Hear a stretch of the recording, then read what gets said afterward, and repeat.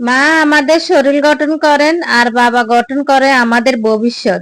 মায়ের গর্ভে 9 মাসের আশ্রয় আর বাবার কাঁধে চেপেছিলাম বছরের পর বছর। শুধু তার শ্রম, ঘাম, দায়িত্বের উপর ভর করে হাঁটতে শিখেছি জীবনের পথে।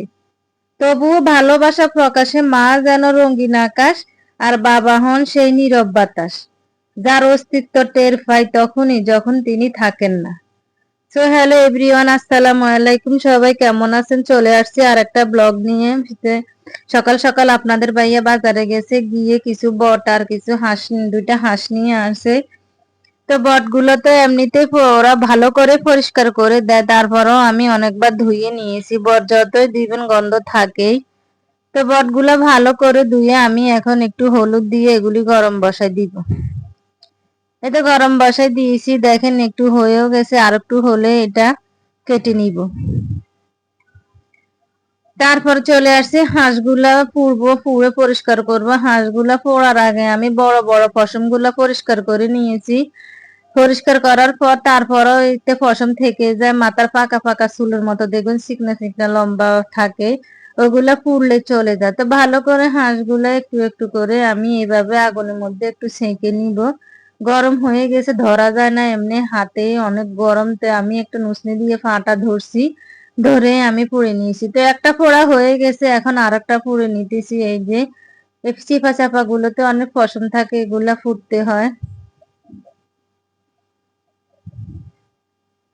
তো হাঁসগুলা এক এক করে দুইটাই আমি পুড়ে নিয়েছি। এখন আমি হাঁসগুলা ভালো করে পরিষ্কার করে নিব। পোড়া হয়ে গেলে এটাতে শাল থাকে, হাঁসের মধ্যে অনেক শাল থাকে।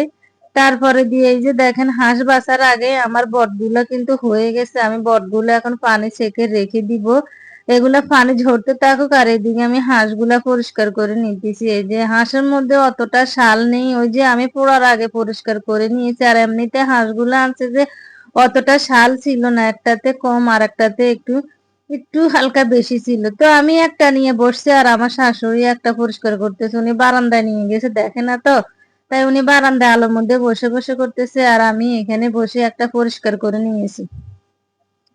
তার এদিকে সকালবেলা আমার হেল্পিং হ্যান্ড যেটা আসে সেটা আসছে, আসার পর ওর কাজ শেষ হয়ে গেছে। তো যাওয়ার সময় আমাকে বটগুলা কেটে দিতেছে, ভালো করে পরিষ্কার করে কেটে দিতেছে। বটগুলোর মধ্যে অনেক তেল হয়েছে। তো ওই যে বুড়িগুলি কাটা শেষ হয়ে গেছে, এখন আমি বক্স ভরে নিব। 2 বক্স করেছি, এই বক্সে অর্ধেক নিব, আর বাকিটা আমি অন্য বক্সে নিয়ে আমি ফ্রিজে রেখে দিব।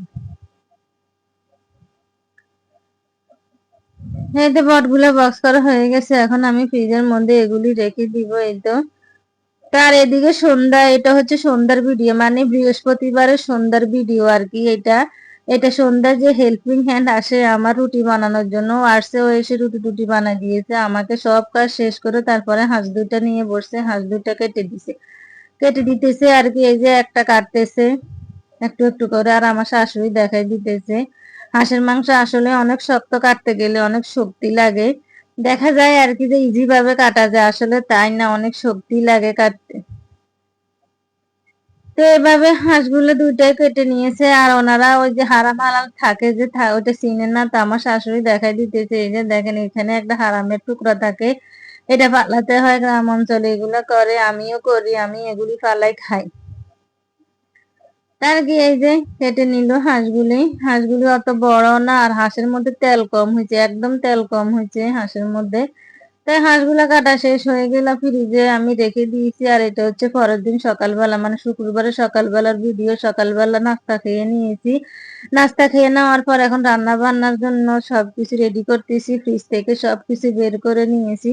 তারপর এখানে ওই যে হাঁসটা কাটছে, যে একটু ভিজে নিব, ভিজাতে হয় নাই, এত বেশি আইস হয় না, আমি সকালবেলায় বের করে রেখেছি।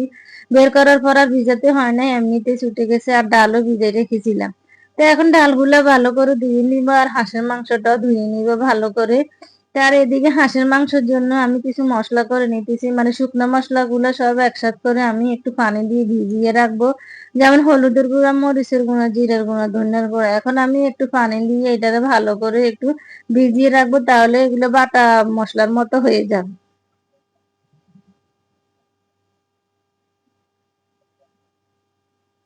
তো এগুলো এখান দিয়ে ভিজতে থাকুক, আর এদিকে আমি কিছু মশলা বেটে নিতেছি হাঁসের জন্য, মানে জিরার সাথে কিছু এলাচি দিয়েছি, জয়ত্রী দিয়েছি, আপনার জায়ফল দিয়েছি, এলাচি দিয়েছি, গোলমরিচ দিয়েছি, দিয়ে আমি এখন এগুলা ভালো করে বেটে নিবে। বেশি না, একটু একটু করে সবকিছু থেকে নিয়েছি। আর আমাকে গোটা গরম মশলা দিতে হবে না, শুধু তেজপাতাটা দিলে হয়ে যাবে।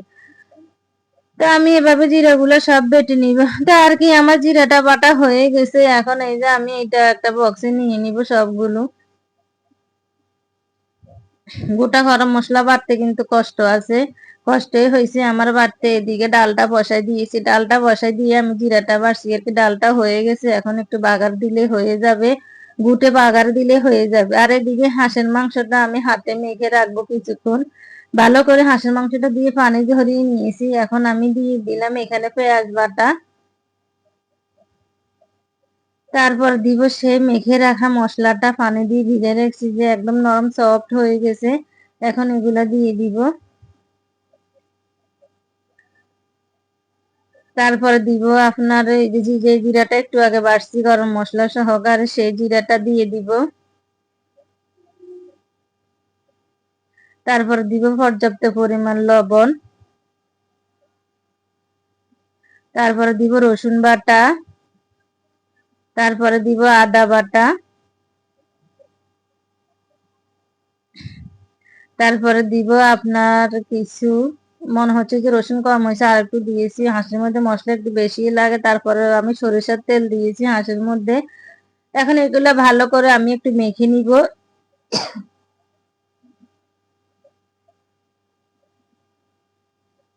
এই তো আমার মাখা হয়ে গেছে, এই যে দেখেন। আমি এখন এটা কিছুক্ষণ সাইডে রেখে দিব, আধা ঘন্টার মতো রেখে দিলে হয়ে যাবে। তো আমি আধা ঘন্টার পর ফিরে আসছি। তার কড়াইর মধ্যে আমি কিছু সয়াবিন তেল দিয়েছি, তারপর পেঁয়াজ দিয়েছি, তেজপাতা দিয়েছি, দিয়ে এগুলো যখন একটু ব্রাউন কালার হয়ে আসছে তখন আমি দিয়ে দিব সেই মেখে রাখা হাঁসের মাংসটা। এভাবে হাঁসের মাংস রান্না করে খাবেন, দেখবেন অনেক মজা হবে। তো এখন আমি ভালো করে নিয়ে এসে হাঁসের মাংসটা এইভাবে একটু কিছুক্ষণ কষিয়ে নিব।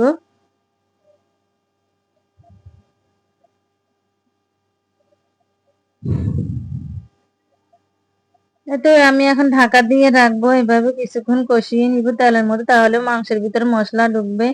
তা আর কি, এখন না আমি আবার ঢাকনা উঠে মাংসটা আবার নেড়ে দিতেছি। হাঁসের মাংসটা কারণ এই সিটি মশলা লেগে যেতে পারে, যেহেতু পানি দিই নাই এখনো, মশলার উপরে কষাইতে আছি তাই। এভাবে বারবার আমি অনেকবার নেড়ে দিয়েছি অফ ক্যামেরায়, আপনাদের সাথে শুধু একবারে শেয়ার করছি।